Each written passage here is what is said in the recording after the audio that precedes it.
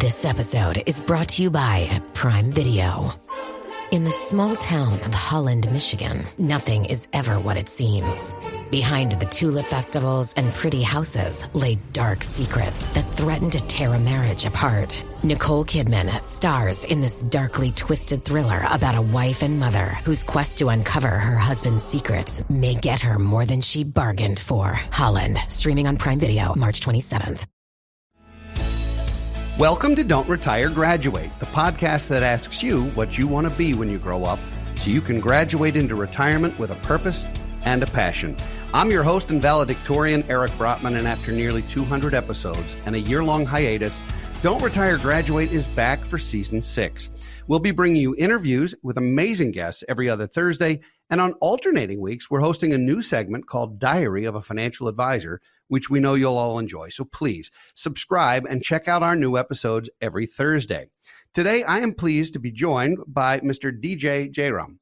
He shifted his law firm's focus to helping families with special needs in 2009 when his son was diagnosed with a rare genetic condition. DJ specializes in special needs trusts, wills, guardianships, conservatorships, and appealing Katie Beckett and now comp denials, which I confess, DJ, I had to look up so that this is going to be educational for me as well as for our audience. Prior to establishing his own practice, DJ was with large firms' healthcare groups. In addition, his experience includes serving as Deputy Director for Legal Services with the Georgia Department of Community Health and as Georgia Administrative Law Judge with the Office of State Administrative Hearings. In his role as Administrative Law Judge, DJ presided over Katie Beckett and now comp hearings, and he's currently a sitting judge in Gwinnett County, Georgia. DJ, welcome to the show. Thanks for having me. This is a very interesting topic and one that I think doesn't get nearly enough attention. And when you and I spoke a couple of weeks ago, because we have some clients in common and some work we were doing together, your story just moved me so much that I was hoping you'd be comfortable to share it with our audience and hopefully to bring light to something really important. So would you be comfortable sharing your story personally with us first, and then we can talk about ways that families impacted by some special needs planning can take action? Sure. As you mentioned, my son Kai was born in 2009. He was born with a condition called Williams syndrome, which is a genetic deletion. And then a few years later, had an autism diagnosis. And so as my wife and I were going through the process of grappling with, he was our first child. So grappling with the diagnosis emotionally, practically, a lot of information is thrown at you. You know, a lot of people saying you need this, you need to do this, you need to look into this. And we ran down that road and we did all those things. And then without really realizing what we were doing. And so when life calmed down a little bit and we had a special needs trust put in place by a very reputable firm here in town, once it was in place, I went to that attorney and said, look, now that life has calmed down, can you please explain to me how this works? What does it do? How does it help me? And that attorney really wasn't able to answer those questions. And so I kind of got to the point where I said, look, you know, once I learned what it does and how it helps, I said, look, I need to give this information to families in an understandable way. And so that started the very slow pivot from what was a healthcare, corporate, and regulatory practice into a special needs estate planning practice. So you've been practicing law how long? 20, 30 years? 27 years. Okay, so we're contemporaries. And over the 30 years or so that I've been in practice, we've helped a number of families with special needs issues, but I dare not say that we're experts on the subject, and we've always needed to counsel with law firms and attorneys with special needs backgrounds. And to your point earlier, a lot of folks say that they have these specialties, but not everybody does, and certainly not everybody's been as impacted personally. So what are some of the ways that you're able to help families who are coping with what can be at least initially devastating and challenging situation in their homes? So I'd say, the first thing is understanding the tools that are available to the families from a legal estate planning perspective. And by understanding, what I mean is making sure you understand how the documents work, how they interrelate with each other, the concepts behind them. Because ultimately, if the parents don't understand what those documents are, that's my plan or the attorney's plan for their child. It's not their plan for their child. And so the way we try to help families is understanding the documents in just a very understandable, plain English type of way. Answer their questions, take their time. I think one of the benefits I have working for myself is I can spend as much time as I need to with that family and answer as many questions as possible to make sure they understand what's going on. And then tying those documents, once they understand them, into protecting benefits and making sure that their child is protected and cared for if the unthinkable happens and something may happen to mom or dad. So the legal aspect of this is one slice of a pie that is multifaceted in every way. I mean, there are financial situations, there are government benefits and other types of things to think about. There's tax ramifications. There's certainly healthcare and logistics that need to be considered. And, sometimes it means special transportation. Sometimes it means modifying a home. Sometimes it means, young people who may never be able to live fully independently. So there's a great spectrum here. And as I mentioned in the show's open, I had to look up some of the things that you do because these are terms that I had not been familiar with. Can you talk a little bit about the new option waiver and about the comprehensive support waiver programs, which, we threw out some jargon in the beginning, but quite frankly, this was all new to me. And I thought I really knew what I was doing. So you're teaching me a lot today. It's really in the weeds. And so the now and comp waiver are Georgia's versions of what are called the home and community-based services waivers at the federal level. So every state should really have a version of it, though they will all differ in the application process, in the waiting list process, and ultimately the benefits received. But certainly in Georgia and in most states, what the now comp and home community-based services waivers are, it's a set of benefits way beyond regular health care. So when people think Medicaid, and these are Medicaid waivers, when people think Medicaid, they think healthcare, and that's perfectly appropriate. It's government subsidized or covered healthcare insurance. But for special needs individuals, people with really significant needs day to day, they need way more than healthcare. And that's where the now comp waiver comes in. It will cover things like transportation, in-home services, sometimes housing. One of the big problems families have is, where will my child live when I can't take care of them and it's not appropriate for them to be living with other people in their private homes? And sometimes there's group homes, there's roommate situations. Now comp will cover the costs for that kind of thing. So it's one of those really, really important financial government benefits that kind of bridges the gap between what I do and what you do, and that it's the legal piece to get that benefit and keep it. And then it ties into what you do, that financial planning piece of how does that subsidization support their financial plan into the future. So I think the financial world was way behind the government and the legal world in recognizing this as a set of unique challenges. And, the financial world came out with ABLE accounts, which are a form of saving vehicle that allow your special needs child to be essentially the beneficiary of some funds without having control over those funds themselves. Because if your child has funds in their own name, whether they're accidentally inherited or whether they're just titled incorrectly, it can throw a monkey wrench in this whole plan. They could lose their government benefits by virtue of having even a small amount of money in their name. So I want to get into that from a beneficiary and a legal standpoint momentarily. But first, can you talk about the evolution of ABLE accounts and why that's so important for families that are trying to set aside funds for their young special needs kids?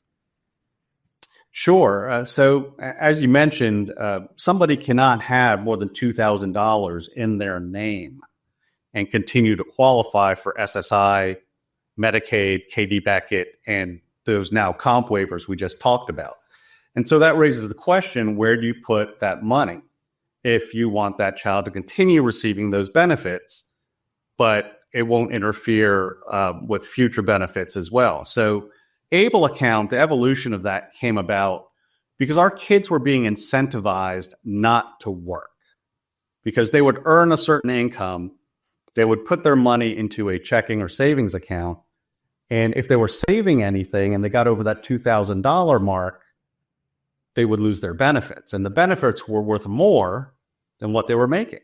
And so our kids were incentivized to sit at home and, play video games or not have a real focus outside of, entertainment at home. And so that was kind of the purpose of ABLE. ABLE is something where the child or adult child can work and deposit money into the ABLE account and not have it count against them for government resource benefits. And so it's incredibly important. It's allowed our kids to get out there in the community, to work, to find some meaning in work, and without having it affect their benefits. If I'm not mistaken, the ABLE accounts were designed to model the 529 college savings accounts in some ways. Obviously, they have different parameters and different purposes, but I believe the states have set them up to be very similar to what a 529 would be for maybe saving for education for a non-special needs child. Is that a fair oversimplification? No, that's absolutely right. And so the ABLE account designation is a 529A. And so it's in that same section of the code. The beauty of ABLE in terms of what you can use it for is you can use it for education just like a 529, but you can use it for broader purposes. You can really use it for just about anything that special needs child needs to assist them with their special needs without having it affect their government benefits. Now, there are some limitations to it. You're generally limited on how much you can deposit into an ABLE account up to the federal gift tax exemption for that year. So this year it's $18,000. My understanding is next year it's $19,000. Those amounts go up a little bit if the child's working. And it has that tax benefit that the 529 has, where, as you know, you are funding it with post-income tax dollars. But once it's in the ABLE and invested, say, in a mutual fund and it's growing year to year, it grows income tax free and remains income tax free as long as it's used for the special needs individual for an allowable purpose. So it's been said for many, many centuries that it takes a village to raise a child. And I would say it takes an even larger village sometimes to raise a child who has some special needs. And a lot of family members who are attempting to be benevolent can accidentally mess this up pretty profoundly for their niece or nephew or grandchild or what have you. And so I think more than ever, it's important for families to have conversations around their intentions. They'd like to leave money to your son or daughter, for example, in your case, to leave money to your son. But they can't just name your son as a beneficiary without potentially losing all those government benefits. At the same token, sometimes it happens by accident. If you are named as, I don't know if you have living parents, but if one of your parents was to say, DJ, we're naming you as one of our beneficiaries, but we're naming you per stirpes, such that if you predecease, your kids get your share. And now you've now experienced my extent of Latin knowledge. That's about the end of it. But at that moment, if you were to predecease the account owner, it was to skip you, it would go to your children equally, including your son. That can really mess things up completely innocently and by accident. So how do you counsel families, particularly those families with, where the family tree is more of a shrub and there's relatives all over the place, and you have to find a way to counsel them and say, look, if you want to help, we'd love that, but there's certain special ways you need to do that. Is that something you get involved with some of the families you represent? I do to a limited extent. What we do is really kind of say, look, and I've had to go through this with my parents. I'm fortunate that my parents are still around. And it's not the most comfortable conversation because you never want to assume people are leaving things to you or leaving things to your kids. But, these government benefits that our kids rely on or may rely on in the future are so important. You might have to have that uncomfortable conversation. So I advise clients, sit down with, mom, dad, brother, sister, whoever on that shrub may want to contribute, and to say, look, these are some really important government benefits my child's receiving. And it's super, super important. I'm not to leave, if you are going to leave anything to them, and I'm not assuming you are, and please don't feel any obligation to, but if you are, here's the language to leave it to their trust, or leave it in such a way so it won't interfere with the benefits. But again, I'm not assuming anything, but we have to make sure we protect our child's benefits. And so I think I'm open to better ways to do it, but that's the way I did it, and that's what I suggest to my clients. Well, anyone who knows me knows I'm a specialist in uncomfortable conversation, so I have no trouble doing that whatsoever. And I do think it's important to have that discussion, and sometimes it's better to have it with an advisor in the room so it doesn't feel like you're saying, hey, mom and dad, I know you're leaving money to my son, and it becomes a very awkward thing for them to say, no, actually, we're not. We're doing something else. It's a permission slip to do it, but also an instruction manual to do it properly. And I like how you said, look, there's no obligation. I'm not saying you need to do this. You have to do this. I don't know if you're doing this or not, but if you are, doing it in the right way is more important maybe than some people realize. And so I do think that's where bringing the whole family together for a conversation, even if it's limited to this discussion, because we all know money in our society is often taboo. Families don't talk about it freely. They sooner talk about medical events than they do financial ones. And so I do think it's one of those awkward, uncomfortable conversations, but so important. Now, when you create a special needs trust, and I know there's lots of different kinds, and I want to avoid getting into too much of the weeds in terms of the specifics, but when you do a special needs trust, which is designed to not inadvertently cost your son or daughter or other loved one the government benefits we've talked about, when you do a trust like that, you have to name, like any trust, you have to name one or more trustees. And sometimes, mom and dad are, in fact, the trustees for their own son or daughter's account, but mom and dad don't live forever. And so you have to have a process of having successor trustees or other folks. Do you see this as a situation where a commercial trustee makes sense, a bank trustee, a lawyer trustee? Do you entrust a sibling or other close relatives who might be closer in age? How do you help families through that? Because that is it's a big obligation. It's a fiduciary duty. It's an important role.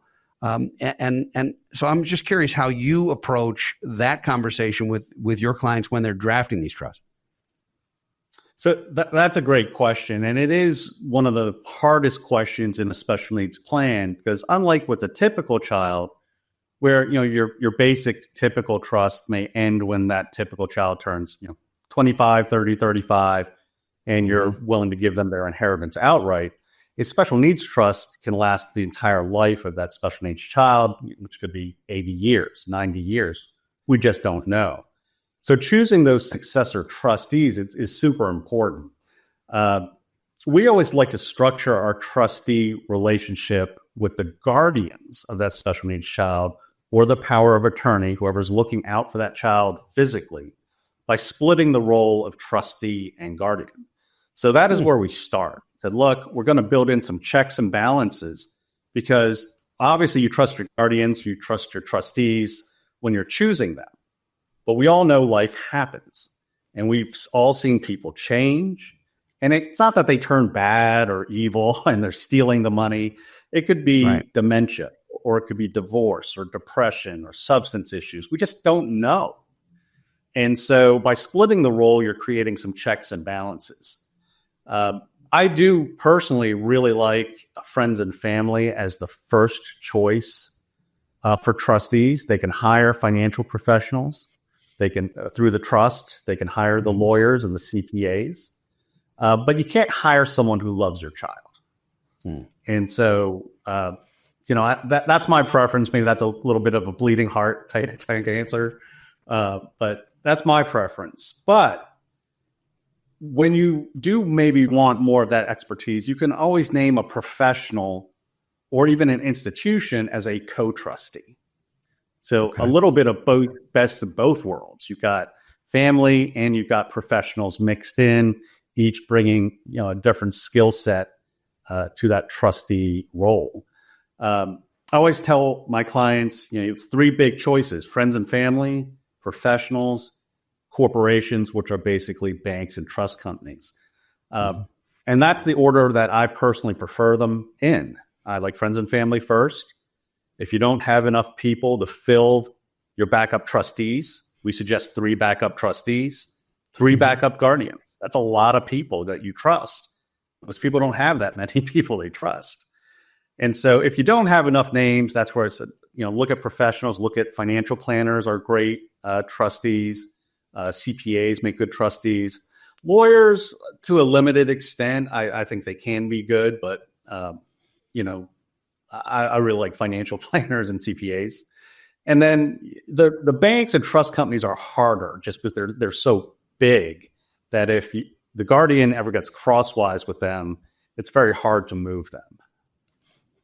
Got it. And financial advisors, for the most part, cannot serve as trustee if they are also involved in managing any of the funds in the trust. That's considered a conflict of interest. And there's I think, some obvious financial impact to maintaining the funds and not paying them out. And unfortunately, unscrupulous folks will make that difficult for everybody else over time. Sure. This feels like it takes a lot of people to work together to make this happen, not just the advisors, but family members. Now, when you name a trustee in a trust like this, and you said 3 successors, which is a significant sort of pecking order or chain, a lot of times these trusts also allow trustees to recuse themselves or to resign and to name a successor for themselves. Is that something you see done periodically, just to make sure if there's a situation where a trustee is moving out of the country or something and can no longer be involved for whatever reason, that either they have the backup who you've named or they can name their own successor? Is that a best practice too for these? So it is. Generally, what we like to do is say, hey, trustee, if you're going to resign or retire, whoever mom and dad have named as the backup, that's who it's going to be. Mm-hmm. And so that's why we want 3 of them. And if you spread them out by age, now you have a longer lasting plan with longer lasting choices. When you get to the last trustee on that, who mom and dad chose, then we do say, look, you can name your successor if mom and dad have not named anybody, but we still like to get some buy-in from that guardian or from the trustee individual themselves if they have capacity, because we want it not to just to be one person's decision. We want everyone to be satisfied with who that successor trustee will be. Some of the language used in these, the difference between guardianship and conservatorship, for example, these are words thrown around that I'm not sure they're not interchangeable. And my understanding is that a guardian is for a minor, whereas a conservator is for an adult. Is that true, or am I oversimplifying? So not really. So, and some of it depends on the state you're in, where the terminology is defined under your state statute, and it differs. Certainly in Georgia, guardian, yes, for minors, but you can have guardianship over an adult. And, more typically you see it maybe with the elderly when they lose capacity and a adult child steps in. But for special needs child, you're starting to have that conversation as your child reaches 18, because if they are a special needs child, they probably need some assistance with managing their life. And there's really, in Georgia right now, only 2 legal options on how to do that. And one is guardianship, where mom and dad basically remain in the mom and dad decision-making role. And 2 is power of attorney, where mom and dad become the child's agent when the child turns 18 and can speak with their voice and authority on things like education and finances and healthcare. So guardianship absolutely can continue after the age of majority. So we've spent a fair amount of time today talking about some of the specifics, some of the legalities, some of the financial and benefits.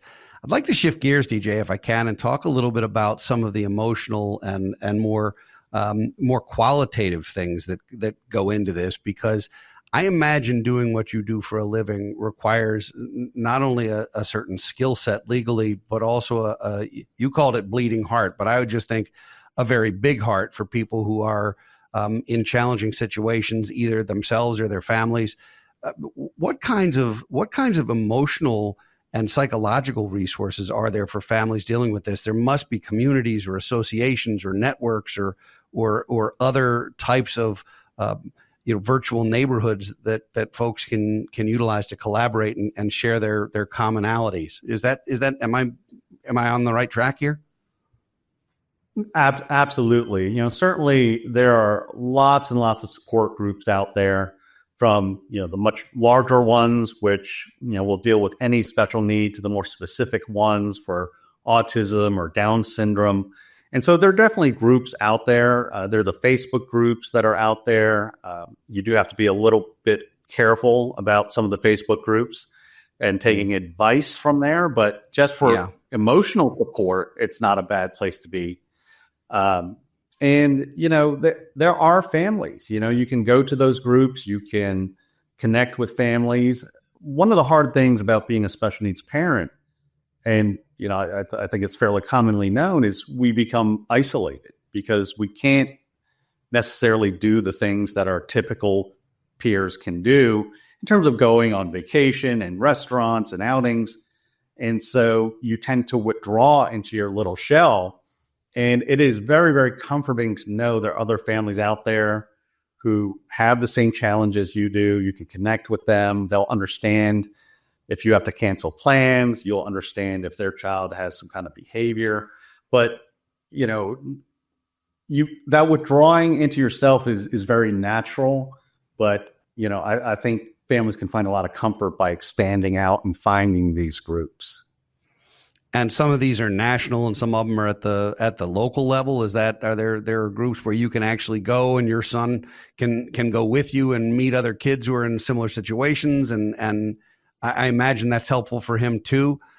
What about education? What about schools? And I know this is different by state, but public schools, I know in Maryland, public schools have to have a component of special needs education. And I don't know if all of them do or if the districts have to.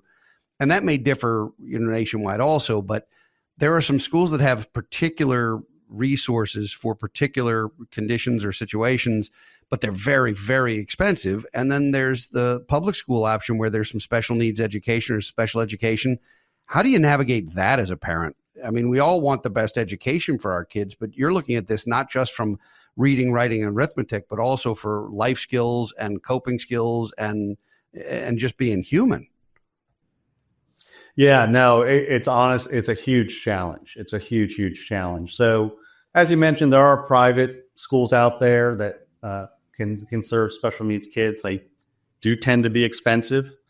Some states do have what are called special needs scholarships. So Georgia has something called the SB 10, which means whatever that public school would have spent on your child's special needs services, they can get that as a cash scholarship to apply for payment to a private school.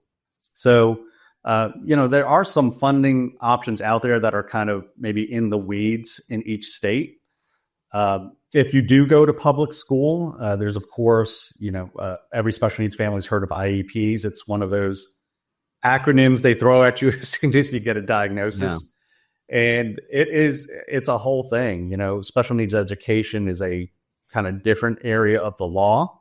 But each child is entitled under federal law to fair and appropriate public education, which means, if they meet a certain level of need as determined by law, then that school system has to find the funds to serve that child. Every now and then we'll hear families say, well, the school system said they just don't have the money to do that. Money's not the standard. There's a legal standard for need for that service. And if it's determined that they need it, that school system has to find the money.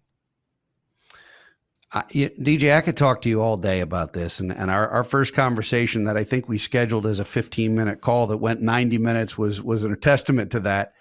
You're doing some really important work. And obviously coming from the heart, you have a very specific reason for having gotten into this line of work. I can't let you off of my show without asking what you want to be when you grow up, although I think it's going to be hard for you because it sounds like you're pretty well grown up already. So the pressure's on. What is next for you and for your family potentially for as you grow up and as you graduate into whatever retirement looks like for you? So I'm going to give you two answers. The first answer is, I did a very slow pivot away from my corporate healthcare practice to serving special needs families. And so I kind of feel like I'm doing what I want to do in retirement. I love what I do. I take a lot of pleasure when families leave our conversations and consultations and say, now I understand it. That means a lot to me. So I imagine I'll be doing that and probably drop dead at my desk one day, and that would be okay. Now, if I hit the lottery, I'll be doing this for free for some families. Mm-hmm. But honestly, one of the things my family enjoys as a family, and this is going to be out of left field, is we like decorating for Halloween. And so we always do it for Halloween. My son enjoys it. My daughter enjoys it. My wife and I enjoy it. And so, I would love to go to families who may not be as fortunate and say, look, we're going to set you up for Halloween or Christmas and, do a really nice decoration. So your family and your home becomes the place to see during those holidays. And that's a great way for that special needs kid to connect with that neighborhood. Normally I would say having two answers is breaking the rules, but they were both so good that I give you an A+ on your assignment for that. How can folks who are maybe dealing with some of these issues or who just want a resource or somebody to talk to, how can folks get in touch with you? So email is always the best way. I am obsessive about checking my email. So my email is DJ, just the two letters, at jeylaw, JEYLAW.com. I'm always glad to talk to families. If it's something I can answer, help them think through in 10, 15 minutes. We never charge anything for that. So if they have questions, please email me. We can jump on a quick call. Like I said, I love what I do and I love talking to the families. Well, as I knew you would be, you've been a wonderful guest, and you're doing really important work. And I can't thank you enough for spending some time with us this morning. Well, thanks for having me. It's been a pleasure. I'd like to thank all of you for listening and watching today. If you enjoy our show, please subscribe, leave a rating on your favorite podcast platform, and share it with your friends and family so they can join you on your journey to financial freedom. If you'd like to send us a topic you'd like us to discuss in a future episode of Don't Retire, Graduate, please post it on our Facebook page or tweet us at Brotman Planning. We'll be back next week with another entry in our Diary of a Financial Advisor, and in 2 weeks with another engaging guest. For now, this is your host, Eric Brotman, reminding you, don't retire, graduate.